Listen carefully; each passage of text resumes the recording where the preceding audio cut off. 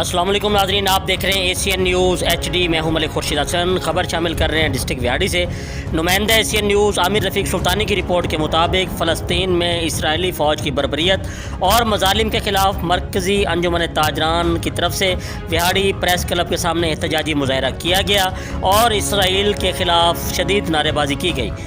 تفصیلات کے مطابق قبلہ اول مسجد اقصی پر یہودیوں کی بربریت کے خلاف مرکزی انجمن تاجران، سول سوسائٹی و علماء کرام کی جانب سے ویاڑی پریس کلب کے سامنے احتجاجی مظاہرہ کیا گیا، جس کی قیادت صدر مرکزی انجمن تاجران طاہر شریف گجر اور جنرل سیکرٹری حاجی جاوید اقبال نے کی۔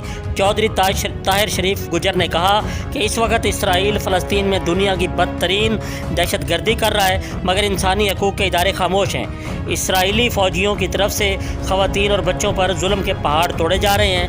انہوں نے کہا کہ پوری امت مسلمہ کو فلسطینیوں کے حق میں اٹھ کر کھڑا ہو جانا چاہیے۔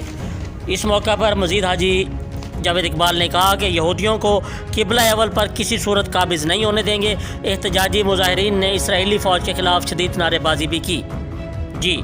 مزید خبروں سے باخبر رہنے کے لیے دیکھتے رہیے ایشین نیوز HD۔ رشتہ کیا؟ فلسطینیوں سے ہمارا رشتہ کیا؟ فلسطینیوں سے ہمارا رشتہ کیا؟ مفتی محمد بلال صاحب۔